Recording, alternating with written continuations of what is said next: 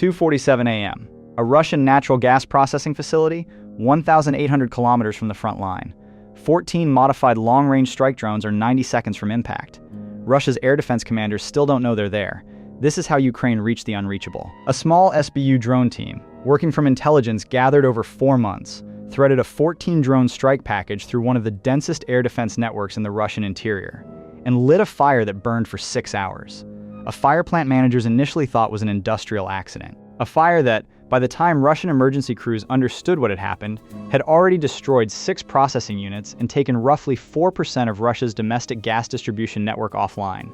I'm your host at War Vector, where we analyze the battles that change wars. And this one, the June 2026 deep strike on Russia's Ural energy heartland, may be the single most consequential Ukrainian drone operation of the entire conflict.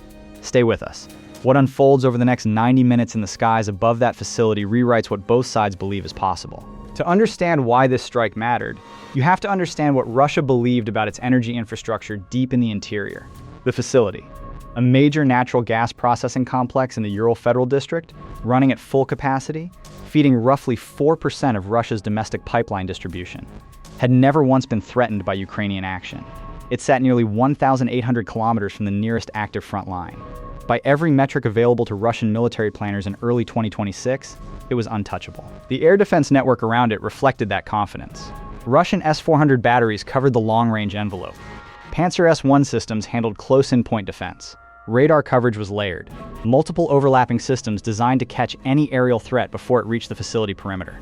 The radar operators at nearby installations had spent months staring at clean screens, quiet nights, routine rotations, the kind of professional complacency that builds slowly, invisibly, over months of nothing happening. Russia had made a calculation. The calculation was wrong. Ukrainian intelligence analysts at the SBU had been studying that air defense network since February 2026. Not from inside Russian territory, from satellite imagery, signals intelligence, intercepts, and a careful study of every publicly available flight path record from Russian civilian aviation in the region. Their goal wasn't to find a weakness in the sensors themselves. It was to find a gap, a specific azimuth, a specific altitude band, a corridor where radar coverage thinned enough that a slow-moving, low-observable drone at the right profile could pass through undetected. 4 months of analysis, thousands of hours of signals data. They found it? Which weapon system made this operation possible? A, the modified long-range airframe itself. B, the signals intelligence infrastructure that mapped the radar gap. Or C, the precision navigation package that kept the drones on profile for over 1,700 kilometers? Comment below. The answer matters more than you might think. The azimuth they identified came from the northeast, not from Ukrainian-controlled territory. That approach would have been obvious, expected, heavily monitored. The drones would fly a routing that looped north, skirting the edge of radar coverage from a different vector entirely. The approach angle exploited a specific gap between 2 radar systems whose coverage zones didn't quite overlap. A gap that existed because the terrain between them created a low-altitude shadow zone roughly 40 kilometers wide. 40 kilometers. At the flight profile the drones were using, low, slow, radar absorbent, that 40-kilometer corridor was enough. The drones themselves were modified long-range strike variants, built on an airframe Ukrainian engineers had been iterating on throughout 2025 and into 2026. Maximum range exceeding 2,000 kilometers on the optimized low-fuel profile. Warhead weighed approximately 40 kilograms. Not massive, but precisely enough to rupture pressurized gas processing equipment when placed correctly. Navigation was inertial with periodic GPS correction, designed to maintain accuracy against Russian GPS jamming. Each drone carried a terminal guidance package that could home in on pre-designated coordinates with accuracy measured in meters. 14 of them. Each independently navigated, each assigned a specific aim point within the facility complex. The SBU operators who planned this mission had studied the facility's layout in exhaustive detail. Gas processing plants have a specific vulnerability profile. The processing units are the primary targets, but secondary explosions, triggered by pressurized pipeline connections between units, can cascade damage far beyond the initial strike point. Ukrainian targeting specialists had war-gamed exactly this scenario. Hit the processing units in a specific sequence, targeting the interconnecting pipeline infrastructure first, then the primary units. And the resulting pressure surges would do much of the work for them. That sequencing was built into the targeting package. The first 3 drones were designated for pipeline junction infrastructure. The next 8 were assigned to processing units. The final 3 were held as reserve targeting, assigned to emergency response infrastructure, designed to slow Russian attempts to bring the fires under control. The planning had taken weeks. The intelligence gathering had taken 4 months. The execution window, from first drone launch to last confirmed impact, would take 23 minutes. Here's what almost stopped the entire operation before it began.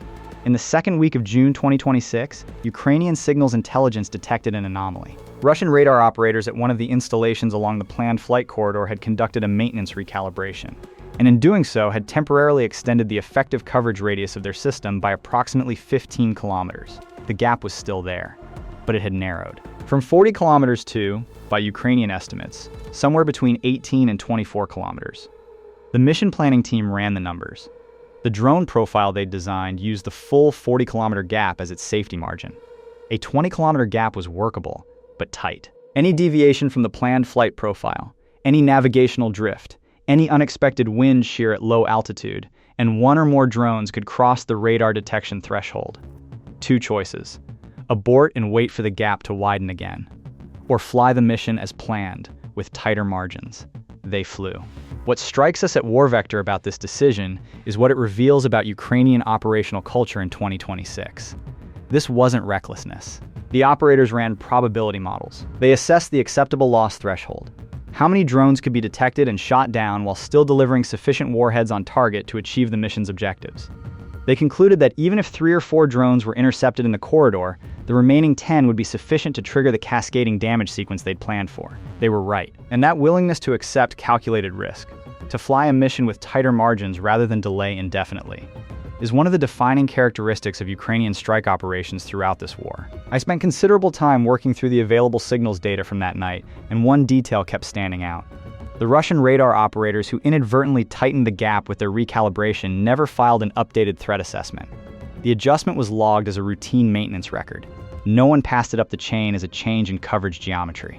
The gap they accidentally narrowed was never recognized as a gap at all, because they didn't know anyone was looking for it. The drones launched on the evening of June 27, 2026. The launch location was inside Ukrainian-controlled territory. The exact site undisclosed for operational security reasons, but consistent with known Ukrainian long-range strike infrastructure. 14 modified strike drones, spaced at precise intervals, beginning a flight profile that would take them approximately 1,900 kilometers before reaching their aim points. At low altitude, flying the optimized profile, the transit time was roughly 8 hours. The operators who launched those drones spent those 8 hours at their consoles, monitoring telemetry. No direct control input. The navigation was fully autonomous. What they were watching for was any sign that 1 or more drones had been detected. Any sudden change in signals environment that might indicate Russian radar had picked up a track. Any indication that the mission had been compromised. 8 hours of watching clean screens. Russia's air defense operators had 8 hours to find those drones. They found nothing. How many processing units did Ukraine destroy in the strike? A 2? B4? C6? Hold that number in your head. We'll come back to it at the end, and the answer tells you something important about the mission's planning logic. 2:47 a.m. local time. The first drone entered its terminal guidance phase, transitioning from cruise profile to attack profile. Speed increased slightly. Altitude adjusted. The terminal guidance package locked onto the pre-designated coordinate set. Pipeline Junction Node 7, a critical interconnection point on the facility's eastern processing loop. Impact. The explosion was visible from a town 12 kilometers away. A resident who later spoke to a Ukrainian journalist described seeing a flash, then a column of orange light, then hearing nothing for several seconds before the sound reached them. It looked like a sunrise, they said, in the wrong direction.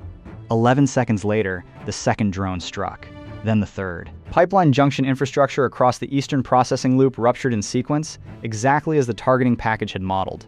Pressurized gas venting from the ruptures ignited immediately on contact with the fire from the first strikes. Within 4 minutes of the first impact, the eastern side of the facility was engulfed.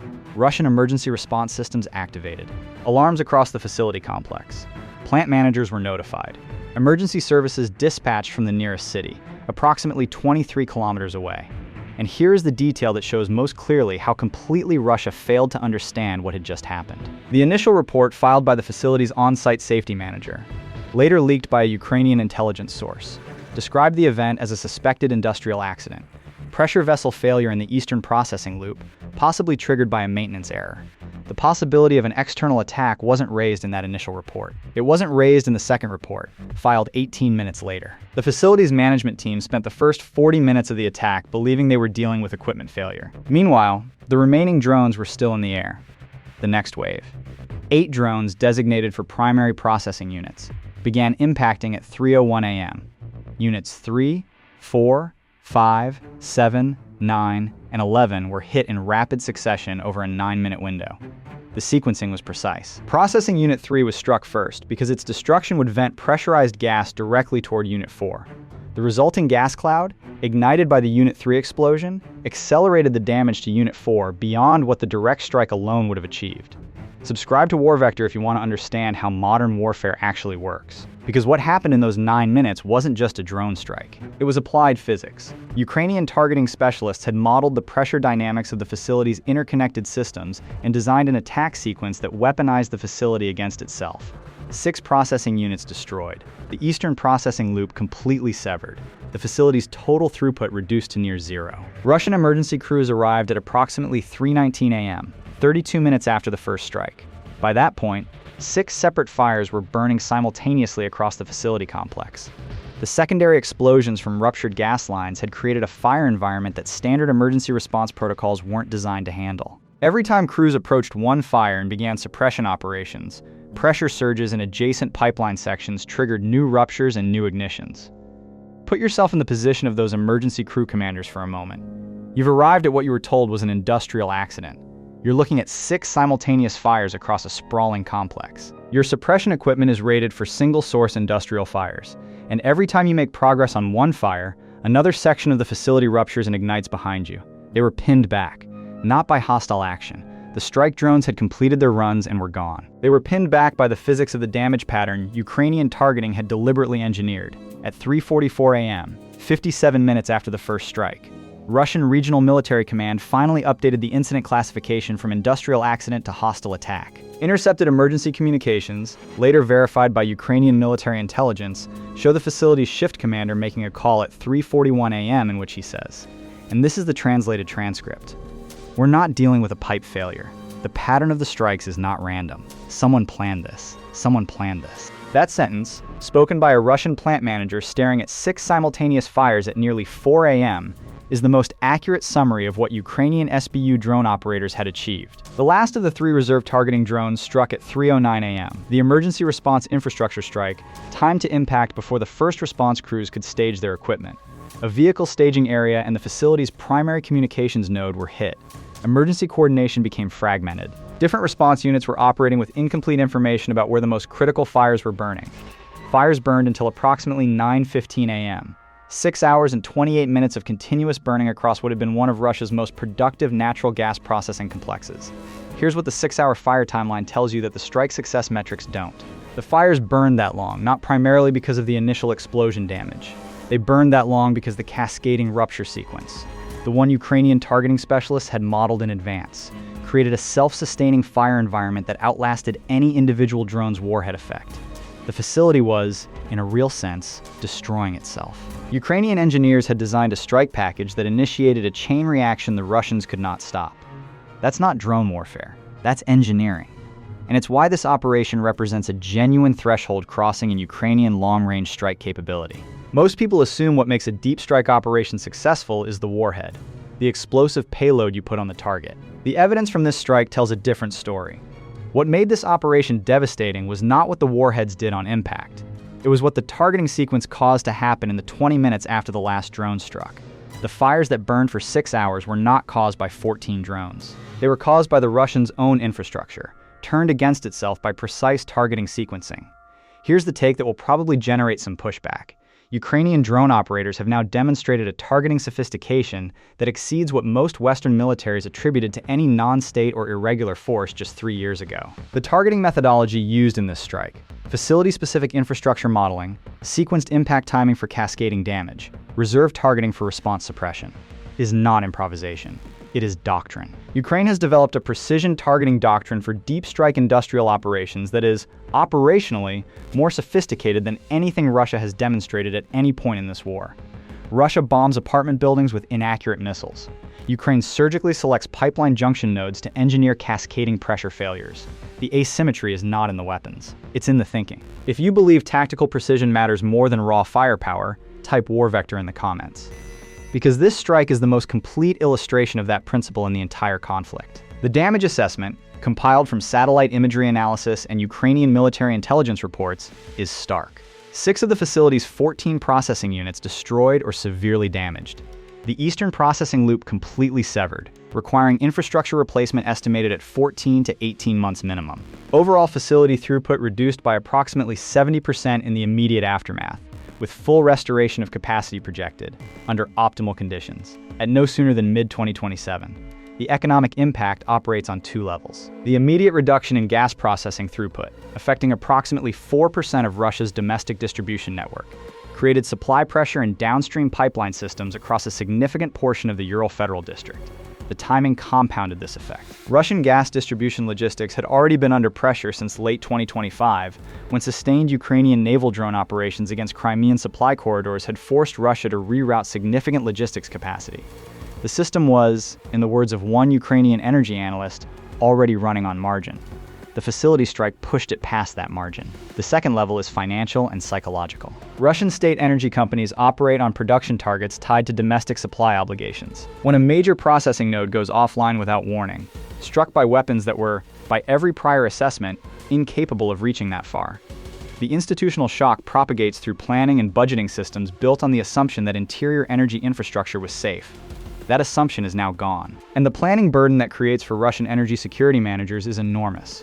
Every major processing facility in the Russian interior now has to be considered a potential strike target. That means air defense resources, already stretched across a 2,000-kilometer front line, ongoing urban strike operations, and the defense of critical infrastructure in occupied territories, now have to be distributed further to cover sites that were previously off the coverage list entirely. Ukraine doesn't just use weapons. Ukraine invents new ways to make Russia pay for its own security decisions. What would NATO have done differently with the same intelligence package? The radar gap had been mapped to a 40-kilometer-wide corridor. Standard NATO doctrine would likely have saturated it, sending a larger package, accepting greater signature risk, relying on speed rather than stealth to minimize the interception window. The Ukrainian approach was the inverse: maximum stealth, minimum signature, threading the gap rather than overloading it. Comment your analysis. Because the doctrine question here is genuinely open, and the answer has implications for how Western militaries think about deep strike penetration operations. The intercepted communications that emerged in the aftermath revealed the depth of Russian confusion. At 4:22 a.m., roughly 100 minutes after the first strike, a conversation between facility management and regional emergency coordination showed the plant manager still uncertain whether this had been a missile strike, a drone strike, or some form of sabotage. The air defense operators on duty in the region were, according to those same intercepted communications, reporting that they had tracked nothing. No targets, no engagements, no intercepts. 14 drones, 1,800 kilometers. Clean screens all the way. There's a line in one of those intercepted communications that stuck with me after going through the translated transcripts. A regional defense coordinator, speaking to a subordinate at approximately 5:30 a.m., says, "They shouldn't have been able to do this." 5 words. But it captures exactly the cognitive crisis this strike created for Russian defense planning. Their threat model. The mental map of what Ukraine could and couldn't do had just been invalidated. At a range they had considered impossible. That invalidation is, arguably, the most significant outcome of the entire operation. When a military's threat model is wrong, every downstream decision built on that model becomes suspect. Russian planners who had been allocating air defense resources on the assumption that Ukrainian long-range strike drones couldn't reach the Ural region now face a fundamental reassessment. How many other facilities in the interior had been left with coverage gaps similar to the one Ukrainian intelligence spent 4 months mapping? How many other processing plants, power generation facilities, logistics nodes? How many other critical infrastructure points had been assessed as untouchable and left underdefended accordingly? The answer, almost certainly, is a significant number. The fires went out at 9:15 a.m. Russian damage assessment teams moved in. Satellite imagery captured by commercial operators and subsequently analyzed by multiple open-source intelligence groups showed the scale of the destruction with clarity that Russian state media was unable to suppress. Burned-out processing unit hulks, collapsed pipeline infrastructure across the eastern loop, emergency vehicles clustered at the facility perimeter, unable to approach the most heavily damaged sections. Ukraine's general staff acknowledged the operation in a statement released at 11:30 a.m. that morning. Notably, one of the few cases where Ukraine publicly confirmed a deep strike operation while details were still being assessed. The statement described it as a strike on Russian military economic infrastructure supporting the war machine, and noted that the facility had been used as a gas processing node for export revenues that fund Russian defense procurement. That framing matters. Ukraine is not striking infrastructure for symbolic effect. The targeting logic for operations like this one runs directly through the war's economic architecture. Russian defense spending in 2025 and 2026 has been sustained by energy export revenues. Reduce those revenues by taking offline the processing infrastructure that enables them, and you tighten the financial constraint on Russian weapons production, ammunition manufacturing, and equipment replacement. Economic warfare conducted with 40-kilogram warheads at 1,800 kilometers range. The SBU operators who planned and executed this mission will not have their names in the public record. That's by design. Their personal security depends on it. But the operational signature of this strike, the sophistication of the targeting methodology, and the patience of the 4-month intelligence gathering process represents an institutional capability Ukraine has built incrementally throughout this war.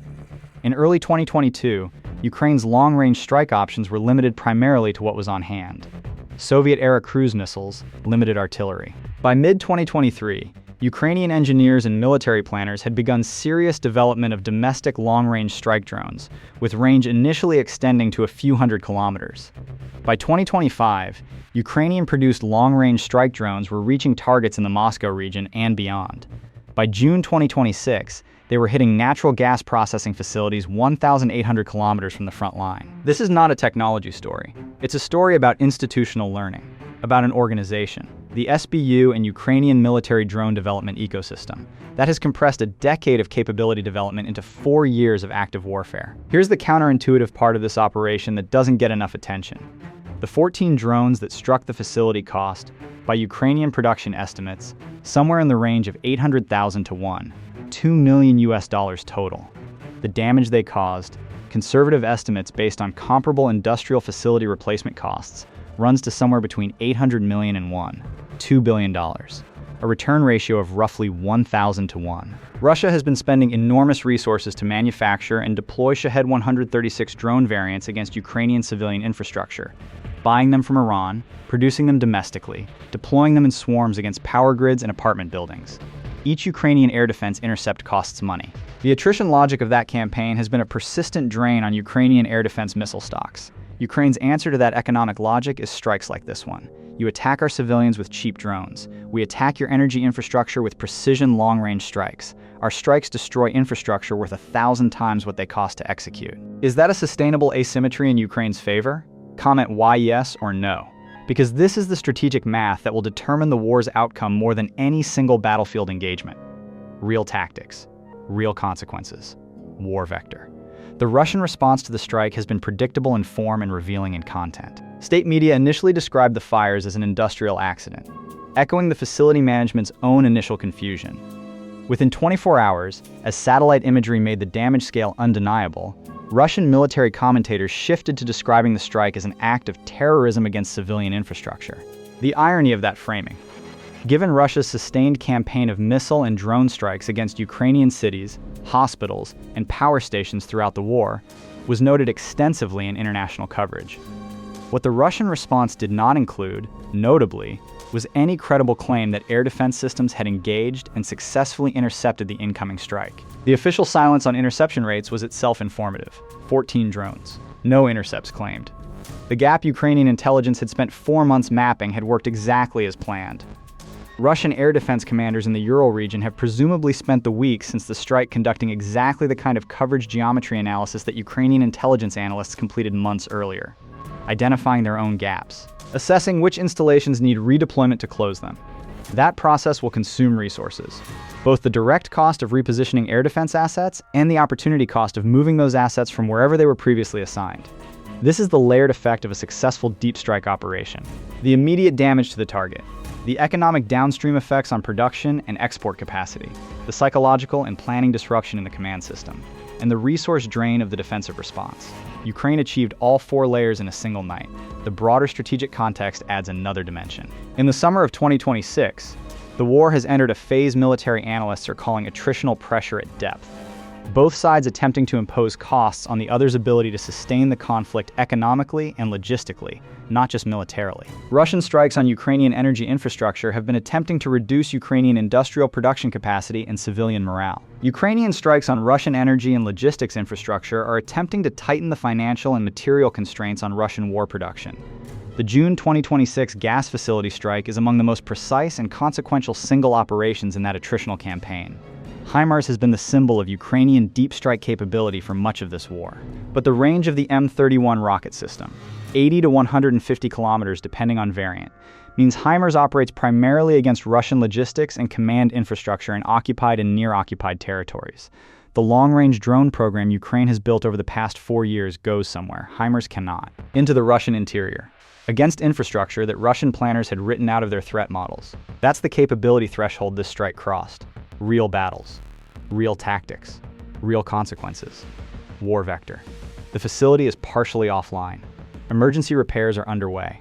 Russian energy officials have rerouted some distribution capacity through alternative pipeline nodes. But the processing throughput lost cannot be fully compensated. The infrastructure takes months to replace, not weeks.